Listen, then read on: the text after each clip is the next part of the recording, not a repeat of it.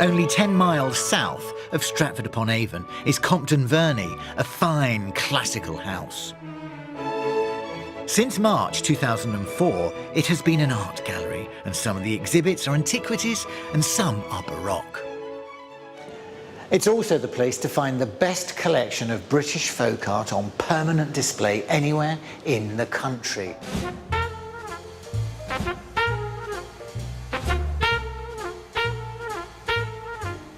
Folk art is a term used to describe a wide variety of objects, from paintings to quilts, carvings, toys, trade signs, tools, furniture. And most of these things have been made by untrained artists, but not all. These pieces have been inspired by everyday life, and there's a growing interest in their delightful, non-academic freshness. Jeff McMillan, an American artist living in London, was asked by the Tate to co-curate a touring folk art exhibition featuring works from all over the country, and here's a taste of it. Love the use of colour. You've got blue in this section, yellow, and it just changes everywhere you go. How did you go about sort of putting it into sections? What was your thought behind that? Well, each room, each section is basically kind of themed. So there's themes to do with either the sea or the land, or maybe to do with sort of signage or the idea of text in work, as opposed to things that are just visually arresting objects. Was it a difficult project? There's a lot here. It was difficult. There was a lot of work to do, but it was also hugely enjoyable. And to be introduced to all these incredible objects was a real treat. I think folk art, really, it's all about where it's been over the last few years, isn't it? The last century. And it's been touched, it's been used, it's been loved. Yeah, it's not precious objects. No. They're often things that have been kept in a family, for instance, and then given over to the local museum. And then those things kind of sit in a drawer and then sometimes see the light of day, which is what happens here in this case. We are surrounded by ships' figureheads. So let's have a look at these two. I mean, they look, to me, 19th century. He's got a Victorian haircut with sideburns. They're both from the 1840s, these two. Both great sort of dynamic figures. They're almost quite cartoonish. Prince Albert was all the fashion. Yes, yes. That's had a recent coat of paint, hasn't it? Yes. And there's an idea that at a time, a lot of the ship's figureheads would have been painted white, perhaps, originally. Because when you imagine a boat at sea, that they'd have to be conditioned and painted fairly regularly to keep them from deteriorating, you know, and rotting.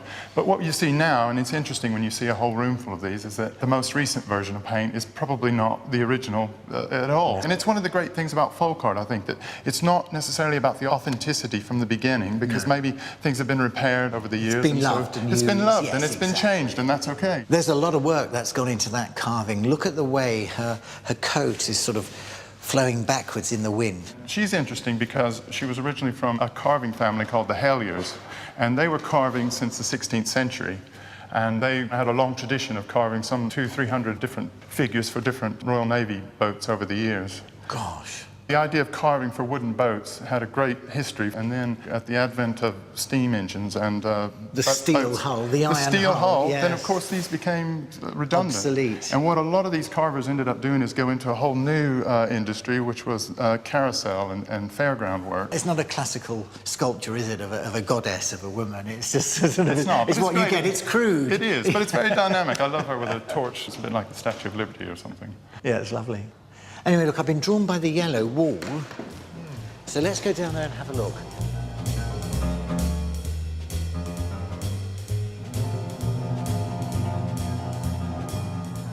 Oh, tell me about this. Oh, this is great, the Bellamy quilt.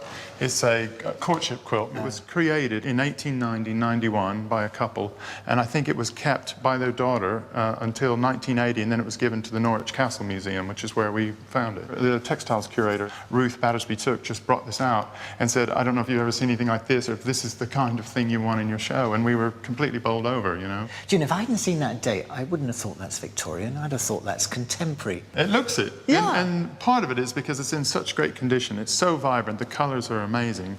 And I think it had never really seen the light of day. It's quite interesting when you think about the idea of a courtship quilt. So they're getting to know each other. It's a great way to spend time, isn't it, to sort of embroider things.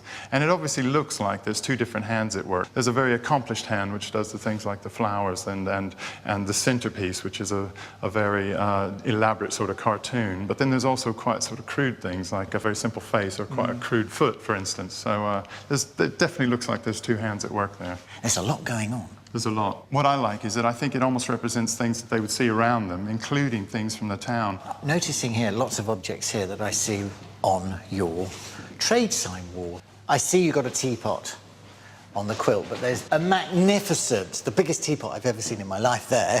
Where did that one come from? Again, from the Norwich Museum. It's a fantastic teapot. It's just this great thing, a great sculptural object. It happens to say the teapot on it, and it's one of the only words on the whole wall, everything else being just identifiable in silhouette, but it's got a, you know, fantastic shape. And that's nice as well. That's a locksmith's. Yeah, great locksmith sign from here at Compton Verney. I love it. I love the green surface of it. Yeah, and I love the fact that you've given the exhibition space around the items. They're little sculptures, aren't they? And I think they need to be appreciated that way. They would have hung outside of shops, maybe protruded over the pavement, as it were. It's a shame we don't have this kind of branding still. It is. I know. Well, how great would it be to go to the mall and have a display of all these great things rather than backlit signs? I love the top hat. I've got to say congratulations. It's a great learning curve for anybody that's interested in folk art, and it puts a smile on your face as well.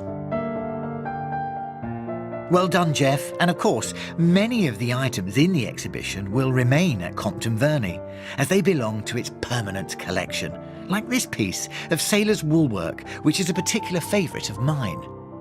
I love the three-masted schooner, Sunbeam, built in 1874, but look at the detail, look at the rolling hills as well. This was done by a sailor whilst at sea when he had nothing else to do. This was done as a tribute to the vessel, and I think it's really stood the test of time. It's beautiful. And if you are fascinated or interested in folk art, then this is definitely the place for you.